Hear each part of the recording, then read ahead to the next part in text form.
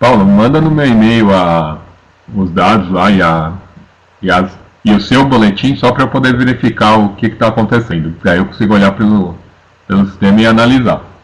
Bom, pessoal, bom dia. Vou colocar aqui para gravar, né?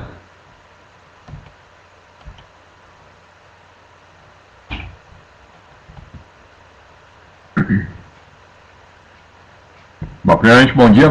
A gente vai continuar falando de manutenção de sistemas eletrônicos. Então, hoje, o conteúdo que nós vamos abordar, a gente vai pegar um pouco sobre os tipos de manutenção, vamos falar da manutenção corretiva, preventiva, detectiva. Depois, providências antes da manutenção. A gente vai falar quais são as providências quando a gente vai dar manutenção em equipamentos de terceiros e equipamentos da empresa. Tem procedimentos que são distintos, né, para cada uma das situações. Manutenção inviável, manutenção em equipamentos eletrônicos, teste de validação, e aí a gente encerra a manutenção e faz os exercícios para poder validar a aula de hoje. Aí a partir de amanhã a gente já entra na questão dos computadores industriais, e aí a gente já consegue utilizar algumas ferramentas para a gente poder ir trabalhando, tá bom? Então, dentro dos tipos de manutenção, existem dois tipos básicos de manutenção, a planejada e a não planejada. A planejada vai ocorrer quando não há uma programação, ela pode ocorrer em qualquer momento, então não foi programada para ser realizada aquela manutenção. Ela pode ser inesperada, e aí é o objetivo de localizar e reparar os defeitos repentinos do equipamento, e pode ser ocasional, fazer consertos ou falhas que não param a máquina, né? Aqueles consertos que não fizeram a máquina parar, não pararam a linha, a gente consegue fazer uma manutenção ocasional. Já na planejada, a gente consegue dividir ela em quatro etapas aí. Preventiva, consiste do conjunto de procedimentos e ações antecipadas que visam manter o equipamento em funcionamento. Então, troca de roletes, troca de peças que tem desgaste com o tempo. A ideia é que ela não pare e dentro de um programa de preventivo a gente faça essa manutenção. Para no brakes, por exemplo, existe uma preventiva que a gente faz o teste de descarga do no brake, desliga lá para verificar quanto tempo ele consegue suportar e já aproveita, já faz uma inspeção visual, valida como que está se o equipamento está, se o banco de baterias está correto, se o tempo de suprimento de energia está de acordo com o que foi planejado.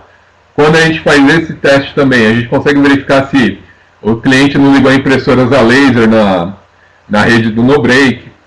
E aí a gente consegue, inclusive, verificar se a instalação está correta para os equipamentos que vão ser utilizados. A preditiva, a gente já pega um conjunto de procedimentos e ações que vão antecipar a máquina, antecipar o defeito da máquina. Então a gente consegue identificar de quanto em quanto tempo que tem que ser trocada uma peça para que a máquina não pare. Em alguns equipamentos, aí mais voltado para a área de TI, já voltado para a área de TI, a IBM tinha lá o IBM Director, por exemplo, que é um sistema que ele identifica, olha, o seu HD pode falhar daqui a 14 dias. Não quer dizer que em 14 dias vai falhar, mas até 14 dias a IBM está garantindo, olha, até lá vai continuar funcionando. É interessante que você já abra o chamado, já faça a solicitação da peça para fazer a troca desse equipamento, desse componente. Então alguns equipamentos já vêm com essa informação de falha para a gente poder não parar o serviço, não parar a atividade. Detectiva, manutenção preditiva dos sistemas de proteção de equipamentos com painéis de controle, e aí a gente tem busca de falhas ocultas nesses sistemas, e aí vamos evitar que os mesmos não operem quando necessário, né? Então, é um conjunto de informação que o equipamento já tem para fazer a detecção de falhas que a gente não iria perceber no dia a dia. E a engenharia de manutenção, a gente chega no nível mais alto da manutenção, e aí a gente vai buscar as causas da manutenção já no projeto do equipamento. Então a gente já está num nível mais elevado. Para vocês, manutenção é custo ou é investimento?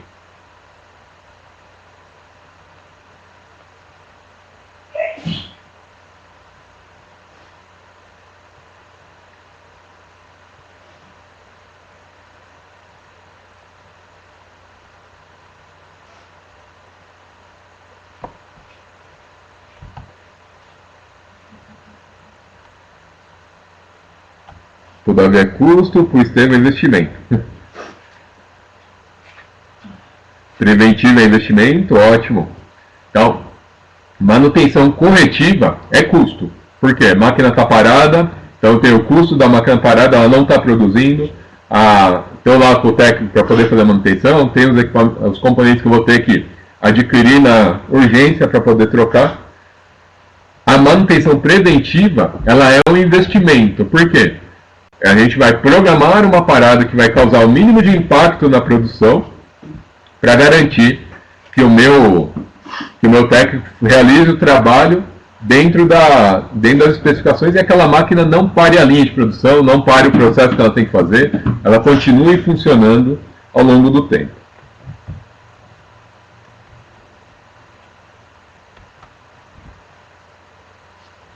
Bom, existem posturas diferentes quando eu estou falando em equipamentos de terceiros e equipamentos da empresa.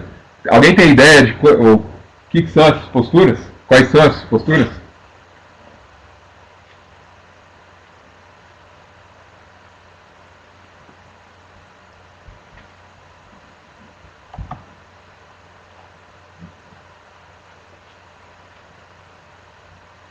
Como tem que ser minha postura quando eu estou atendendo equipamentos de terceiros, de outras pessoas?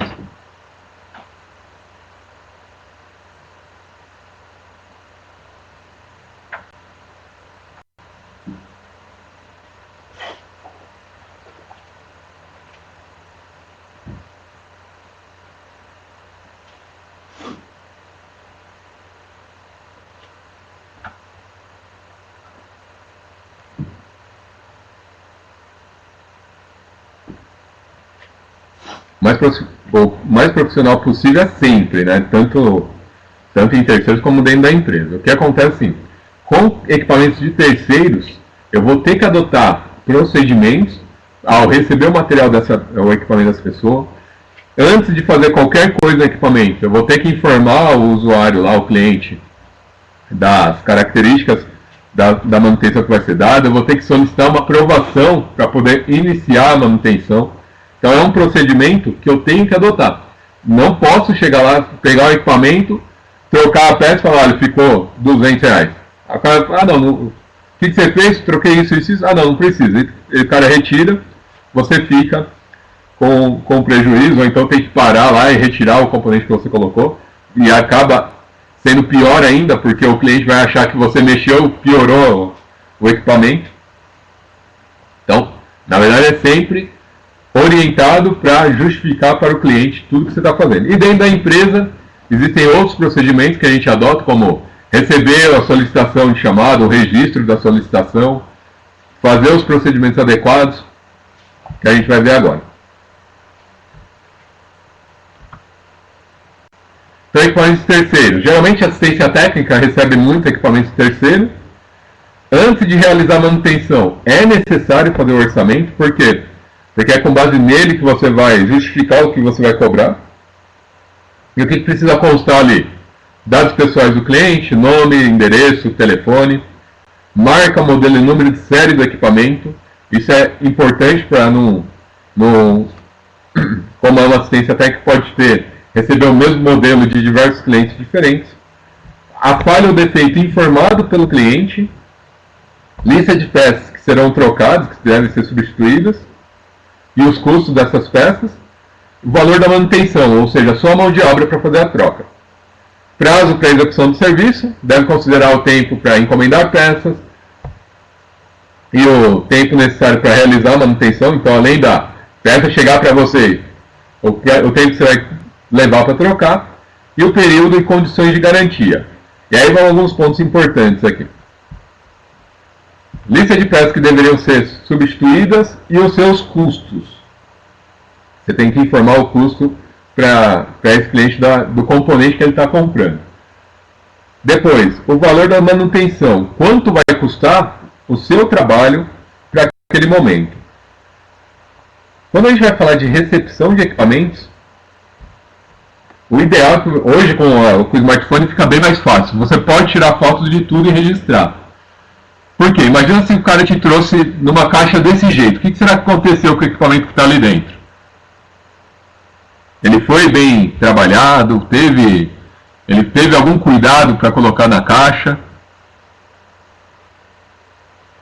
Nenhum, exatamente. E como não tem esse cuidado, eu sou obrigado a informar, olha, eu recebi a caixa desse jeito. Tiro o equipamento da embalagem, verifico o estado do equipamento, dá uma olhada nas placas depois quando você abre lá para poder visualizar como que ele está. Porque o que acaba acontecendo? Muitas vezes vem todo zoneado e o cara vai falar que foi na manutenção que deu problema. Infelizmente, e se você não tiver como comprovar que você recebeu daquele jeito, o prejuízo fica para você no final das contas, porque o cara vai acabar falando, não, eu entreguei, estava tudo bonitinho, não tinha nada, e aí eu preciso corrigir essa, e aí ele vai falar que o problema foi na manutenção. Informar o cliente os componentes com vida útil reduzida. Essa informação é importante porque pode ser que ocorra um problema no dia a dia lá, no período de garantia. E pode ser um componente que não foi trocado lá no seu orçamento. Se você não informa que esse componente está com vida útil reduzida, o cliente pode alegar que está dentro da garantia e você vai ter que fazer a manutenção. Então, esses cuidados são importantes para garantir que a sua manutenção seja a mais segura possível. Pessoal, orientação, pequem pelo excesso.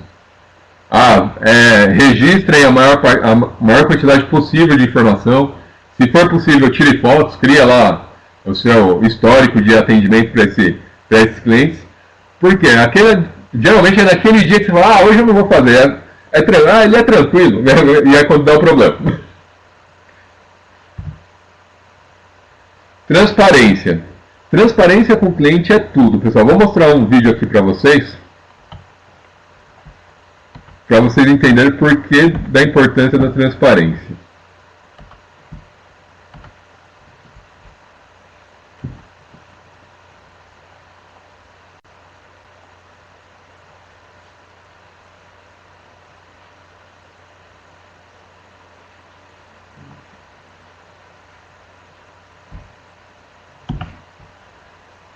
Davi, na sua tela aí tem um botão com áudio aqui no canto direito aqui, ó. Tá o botão de rolagem do vídeo e aí tem o áudio aqui. Vê se ele não está no mínimo.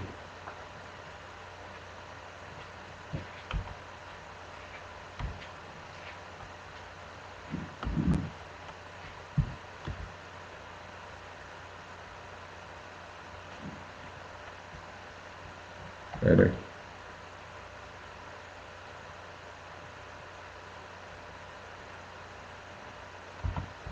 Vamos lá de novo. Não, tudo bem, não tem problema. A gente, lá no botãozinho aqui do silenciar meus locutores, do lado do microfone, tem a caixinha de som. Clica nela, selecionar alto-falante. Vê se o seu está selecionado. Pode ser que ele esteja desmarcado aqui.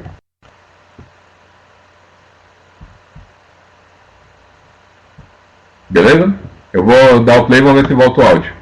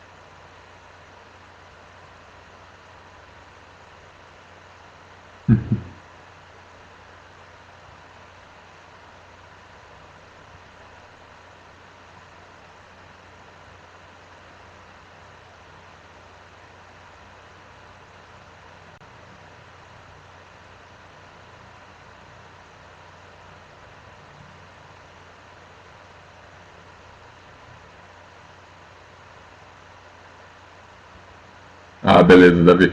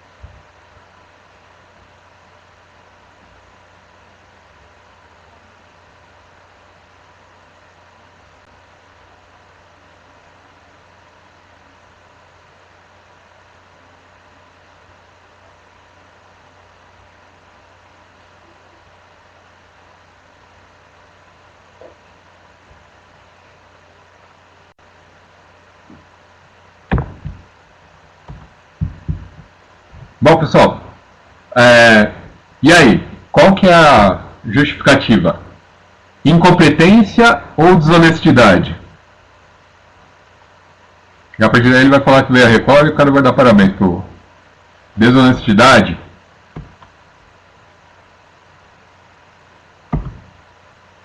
O Marlon ambos.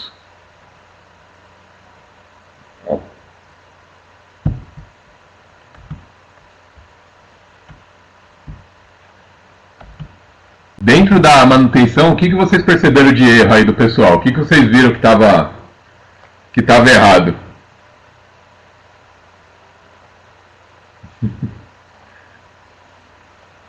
Quais foram as atitudes que vocês viram erradas lá do pessoal? Não, tranquilo, Davi. Se vocês perceberem lá, todos eles já vinham mais ou menos com valor fixo. Se você chegar para o cara e não olhou o veículo e já falar mais ou menos o valor para ele, é um erro nosso. Por quê? Porque pode ser que vou levar um tempinho mais para observar, para saber o que está acontecendo, mas se você chegar lá e falar para ele, olha, o valor é tanto, pô, mas você nem olhou, como que você sabe o valor do quanto vai gastar?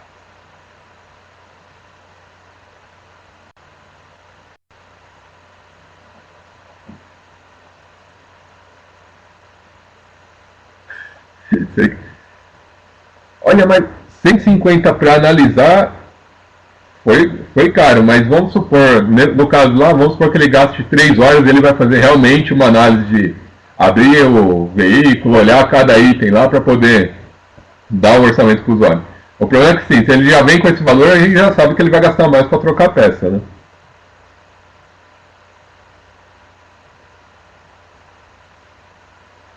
Nesse caso o problema era bem aparente, né? Era só prestar atenção nos cabos lá, verificar as conexões. Mas teve caso também que já fizeram esse teste para máquina de lavar, geladeira. E não só porque podem fazer esse teste, mas geralmente geralmente o que acaba acontecendo? Se você pega lá uma situação que é só um cabo, o cara foi lá, trocou o cabo, foi lá, fixou o cabo e acabou. Para um cliente novo seu, a hora que você faz esse tipo de ação com ele vai gerar muito mais confiança do cliente com você e acaba acontecendo uma coisa que nós chamamos de um gatilho que a gente usa que é o reconhecimento, né? É a recompensa para o cara. O cara veio com um problema, você simplesmente fez lá a manutenção rápida, resolveu o problema dele, e nessa situação ele não foi cobrado. E aí ele viu que nesse momento você é uma pessoa honesta, e na hora que ele tiver qualquer problema com o veículo, você consegue levar ele vai levar para você o equipamento ou o material que você vai trabalhar. Qual que é a grande vantagem desse tipo de coisa? Facilita, ou você pode não ter recebido naquele momento, mas você recebeu um cliente por um longo período de tempo aí.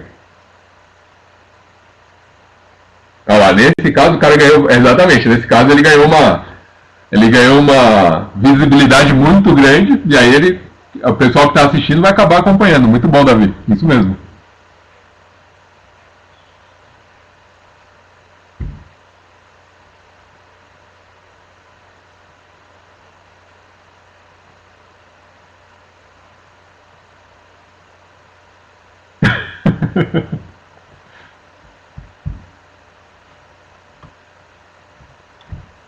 Bom, mas aí teve a questão que o Mylon ficou intrigado lá com R$ 150 para analisar. Exatamente. Quanto cobrar pelo seu serviço? Então, quanto vale o seu serviço? Quanto vale a sua hora técnica lá para você poder realizar aquela atividade? Então, quem trabalha na empresa hoje, quem atua na empresa, recebe um salário fixo lá mensal. Esse valor mensal, eu já tenho uma ideia de quanto que do valor do colaborador por mês. Aí o que eu vou fazer? Vou pegar esse valor que é pago mensalmente para esse colaborador, dividir pelo número de dias vezes o número de horas. Ali eu vou ter um valor. Aquele valor vai ser reais por hora. Então eu tenho o quanto você na sua empresa recebe por hora. Agora, quando eu estou falando de um negócio próprio, de uma empresa própria, eu tenho que levar em consideração o quanto eu quero receber lá por mês, por exemplo. Aí eu tenho os custos fixos da empresa, que é o aluguel, o meu funcionário, se eu tiver, os equipamentos, os materiais, mais a luz que eu consumo ali ao longo do período. E isso tudo tem que entrar no valor do seu custo. Por quê? Porque faz parte da sua atividade. que vai acabar acontecendo? Você vai ter um valor lá de X reais por hora. É esse valor que você vai cobrar de mão de obra? Sim ou não?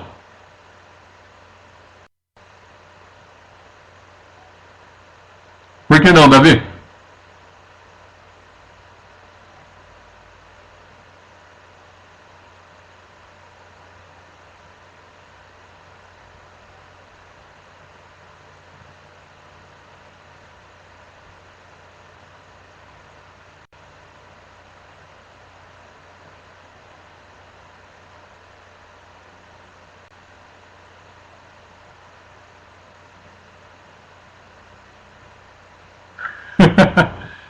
Então, o que acaba acontecendo é assim, se você for cobrar o valor da sua hora, geralmente a gente faz o valor que eu recebo mensal dividido pelo número de dias vezes o número de horas que eu trabalho por dia.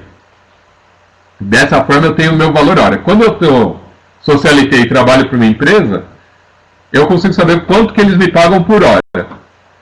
Agora, quando eu vou pensar em uma situação em que eu tenho a empresa, eu tenho que, além de pensar em quanto que eu quero receber por hora, eu tenho que ver o custo da parte de luz, o aluguel do meu ambiente, que tudo isso impacta em toda a ferramenta, em todo o processo de manutenção.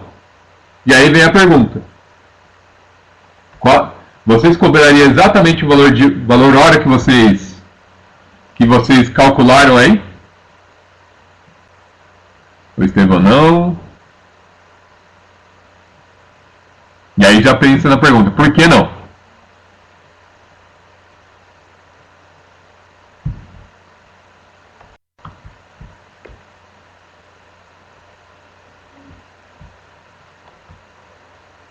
Olha lá, R$7 mal o dogão completo, ótimo.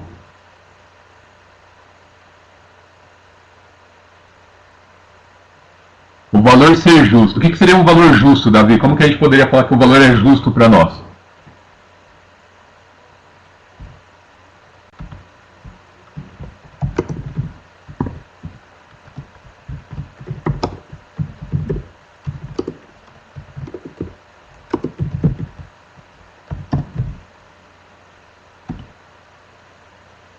Olha lá, 20% de lucro em cima do serviço. Aí já está pensando mais no lucro que vai tirar em cima do trabalho. Beleza.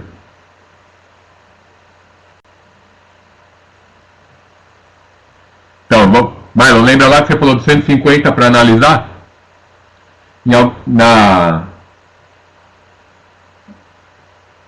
O valor tem que ser justo. O que seria um valor justo? Vamos lá. Vou pegar o exemplo de vocês aqui. Quanto tempo vocês estão estudando para sair como técnico em eletrotécnica? Quanto tempo passou para você estudar para isso?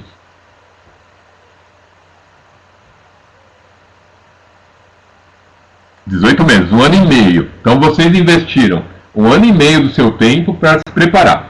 Aí se eu pegar 1 ano e meio desse tempo, vocês ficam 4 horas estudando, fora trabalhos que vocês têm que fazer, que é fora da sala, e uma série de coisas que vocês têm que fazer, que vocês investem tempo na sua formação. Depois disso, vamos pensar, agora você tem o investimento que você fez para a instituição, para a formação de vocês. Já tem mais um valor aí de investimento. Então, o que vocês esperam quando vocês fazem um investimento em qualquer lugar? Vocês esperam um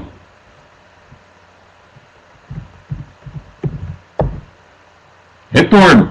E esse retorno, ele tem que vir em um determinado período. Então, ele tem que vir em um determinado período de tempo aí. Então, por exemplo, se eu fosse analisar só o valor investido monetário, vocês pegariam o valor da mensalidade de vocês e multiplicariam por 18 e chegaria lá no valor investido na formação de vocês. Vamos supor que você foi contratado para uma empresa porque você tem a capacitação técnica, tem está de acordo com o que o Conselho Regional exige, está de acordo com tudo que exige o que a instituição forneceu para vocês. Quando chega nesse ponto, o valor que você vai receber por mês faz parte daquele retorno que você está tendo em cima do curso. Então, olha lá. Então vocês investiram 7.200, Vamos supor que hoje vocês estão recebendo R$ 3.000 por mês.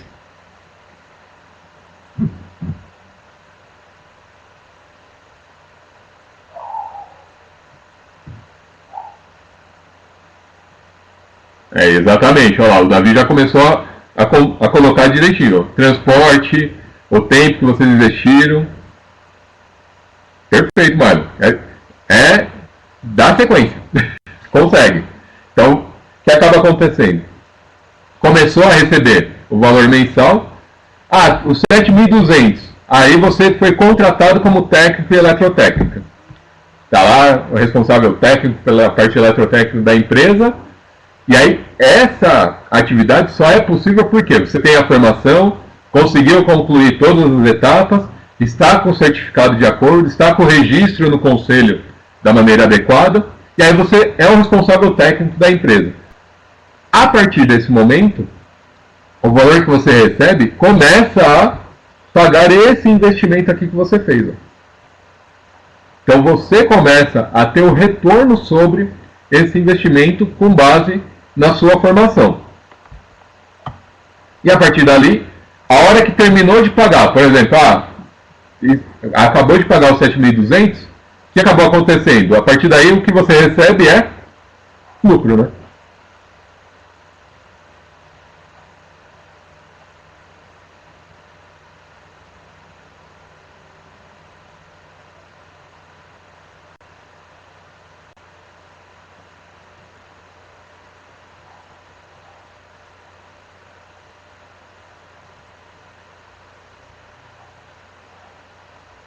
Exatamente.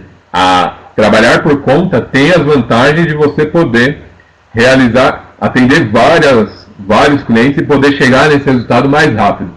Na fábrica existe a questão do valor ser mais baixo, e aí hoje nem tanto devido às mudanças aí na questão trabalhista, mas você consegue ter uma recorrência em cima desse faturamento. O problema de trabalhar por conta é que você precisa garantir a entrada o tempo todo, né? Vai ter que convencer os clientes, conversar com os clientes o tempo inteiro.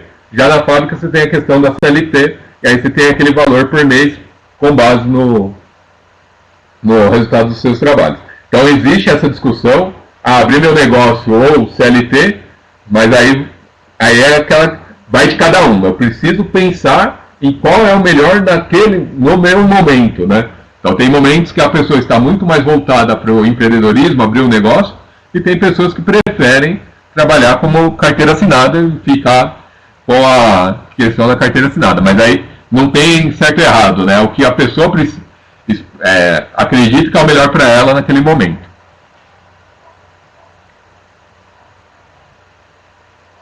Ó. Boa, Davi. Bom, aqui está um exemplo de um orçamento. Então, as informações sobre o cliente, geralmente, logo de cara, na primeira parte visível do formulário. Depois, dados do equipamento, então, a marca, modelo, o equipamento em si, né? E o número de série. O técnico responsável, falha ou defeito reclamado, aquilo que o cliente reclamou, aquilo que ele apontou como defeito. O que foi constatado, então, depois que ele fala, olha, não liga, não funciona, ele veio com esse relato, aí a gente vai identificar qual é o problema. Então pode ser fonte de alimentação, defeito do primário transformador. Qual é o item que vai ser trocado, a quantidade? Então aqui está um transformador 9+9 de 500 mA, o valor unitário, o valor total. Depois, o item mais a quantidade, mão de obra, manutenção, e aqui ele está cobrando R$90. Então, item 1, item 2, a quantidade de itens tem que ser na sequência, e aí a quantidade que você está colocando. Então, R$90 foi a manutenção da peça. Na Santec, onde eu trabalhava como técnico eletrônico, o que acabava acontecendo? O equipamento chegou, você fez o orçamento para usar, a mão de obra não pode ser inferior a R$30. Isso já faz... Santec... Nossa, já faz 20 anos.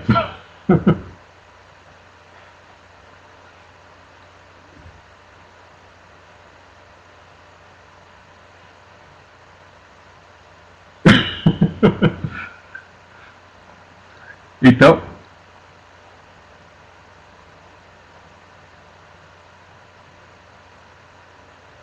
olha lá, exatamente, ótimo, Milo.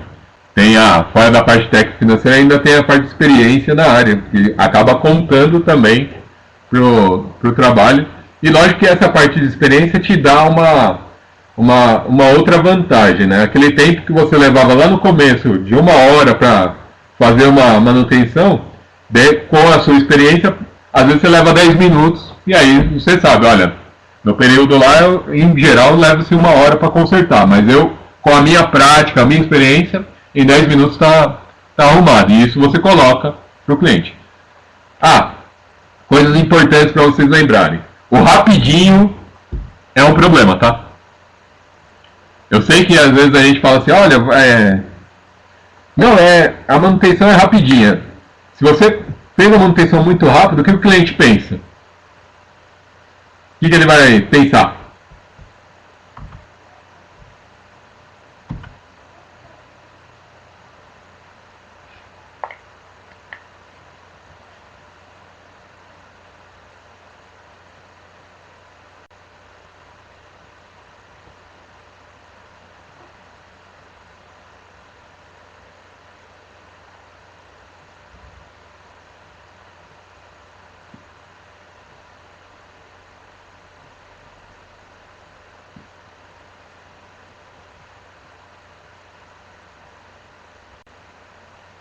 Exatamente, mas o defeito é simples, é fácil. Existe aquela história uma fábrica lá, uma máquina cheia de problemas lá e o técnico foi dar manutenção, olhou para a máquina, ficou lá 1 hora observando o que estava acontecendo, daí ele foi lá e só apertou mais um parafuso lá e a máquina voltou a funcionar. Quando ele foi entregar a nota para cobrar o valor da manutenção, ele cobrou lá R$ 1.000. O gerente lá viu que ele só tinha apertado o parafuso. Como R$ 1.000? Que absurdo é esse? É muito caro, você só apertou um parafuso. Eu quero que você discrimine todas as atividades. O que ele fez? Apertar o parafuso, mão de obra, R$ 10. Saber qual parafuso apertar, R$ 990.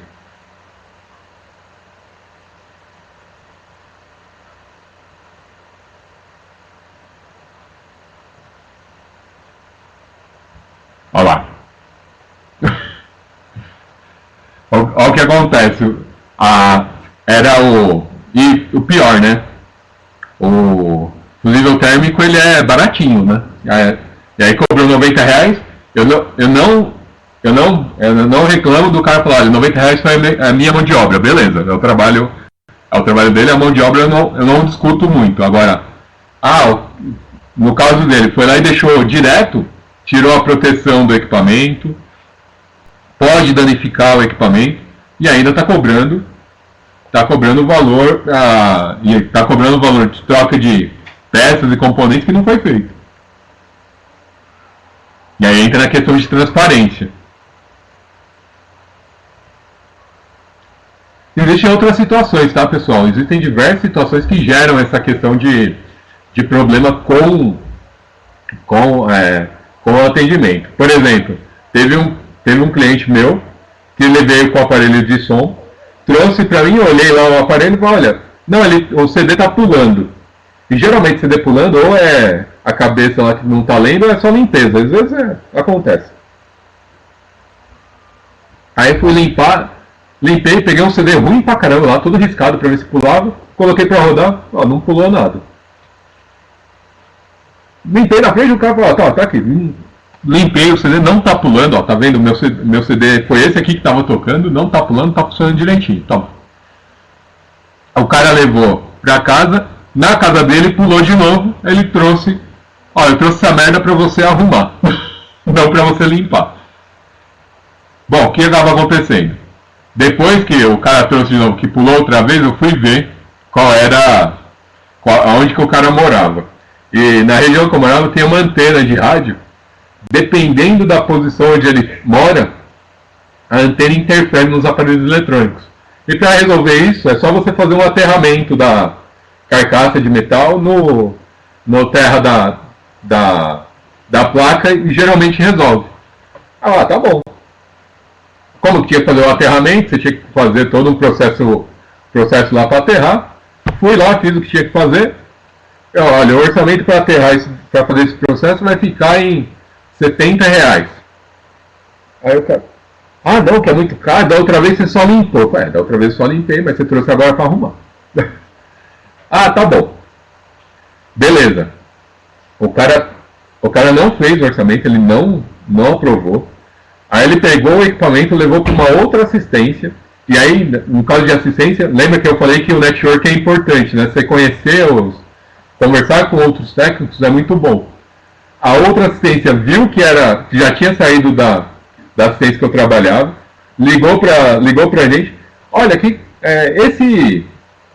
esse equipamento aqui saiu de vocês e pela ordem de serviço é novo aí.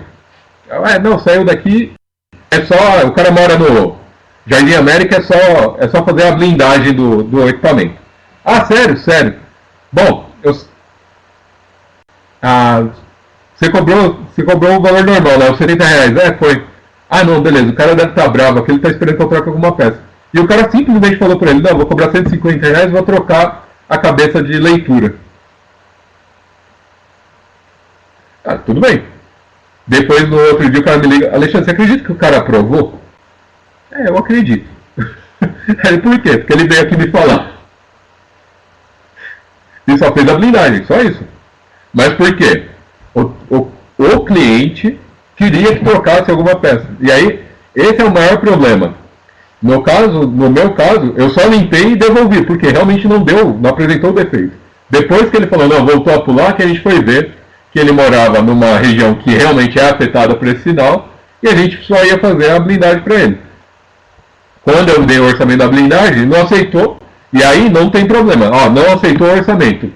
Cliente, seu equipamento está aqui, não mexi em mais nada, é seu, tá aqui, top. Tá do jeito que você me entregou. E isso é importante. Porque quando o cara pegou o outro equipamento lá, ele poderia muito bem falar, não, Alexandre lá da Santec danificou tudo. E na verdade eu nem mexi. E aí a gente entra no próximo tópico, né? A aprovação do cliente. Antes de realizar a manutenção, o cliente tem que aprovar. Ele precisa falar, não, eu aceito esse orçamento. E aí tem que ter um cuidado.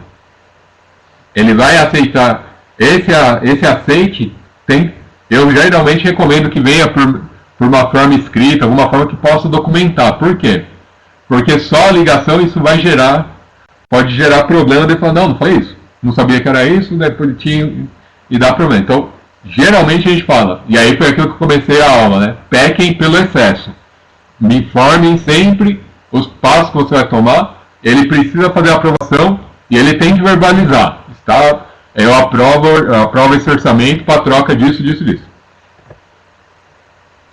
Equipamentos da empresa. Então agora a gente saindo do terceiro, agora a gente trabalha numa empresa e dá manutenção para a empresa.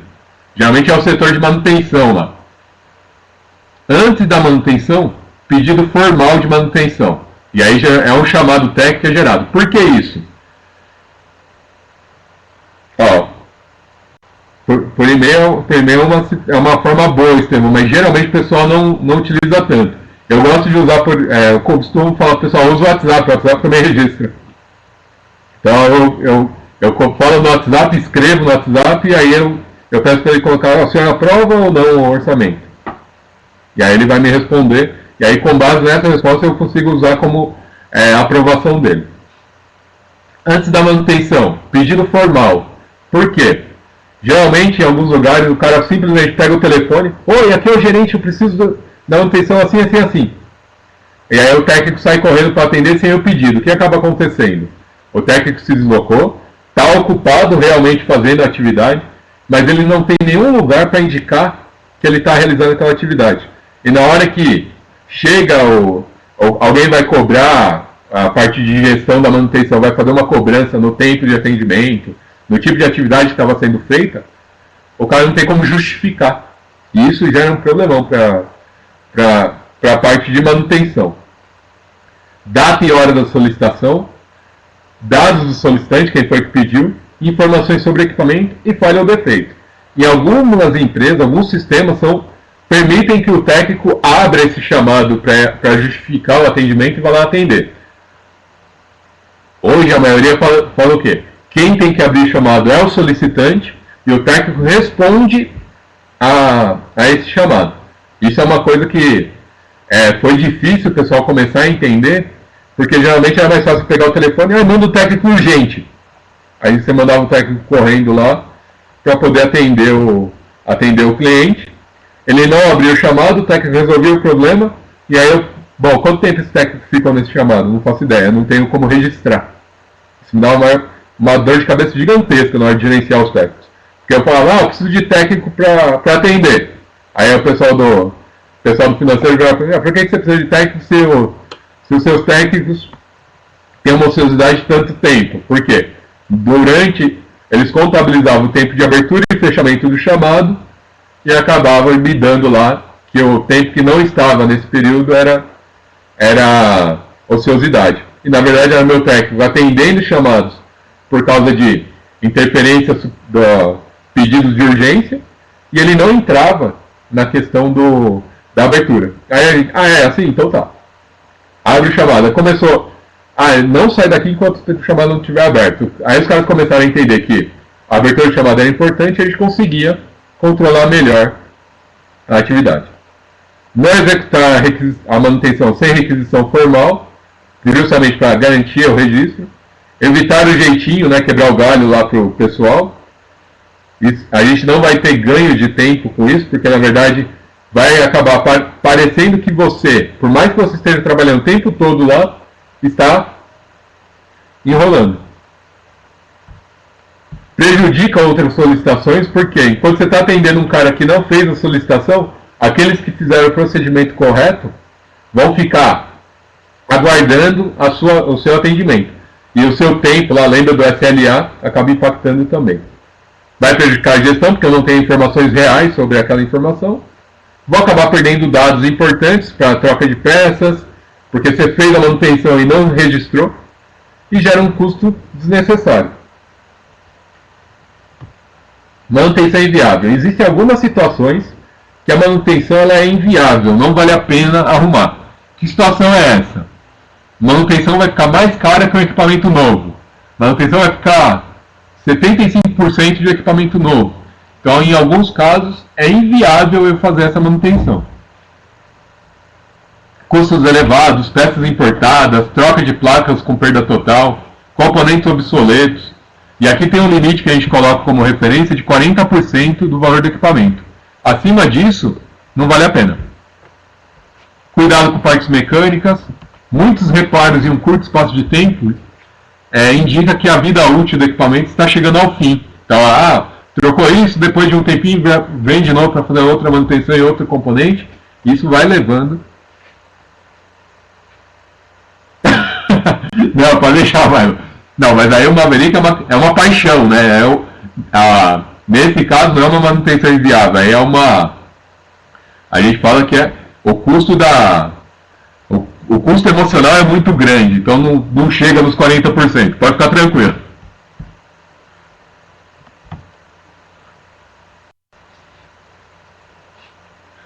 Manutenção de equipamentos eletrônicos. Conferir a ordem de serviço.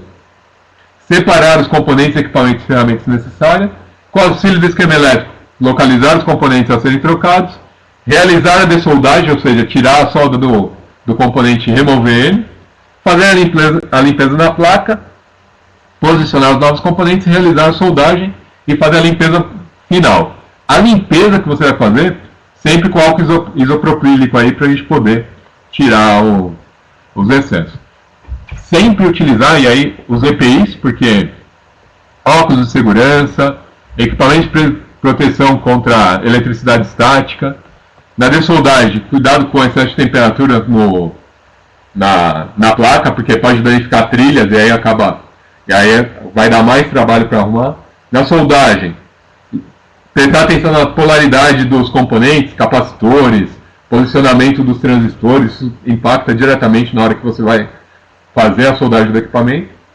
E o meio ambiente, a gente não pode descartar os resíduos da soldagem no mesmo lugar do que o lixo comum, tá, pessoal? Então existe uma forma para você poder aproveitar e fazer o descarte adequado para esses componentes.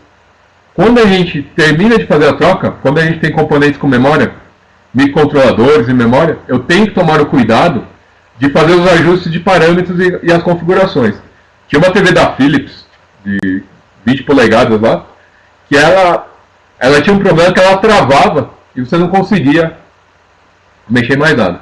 Aí você dava um reset no pino do CI, ele entrava no padrão de fábrica e você conseguia voltar lá para funcionar.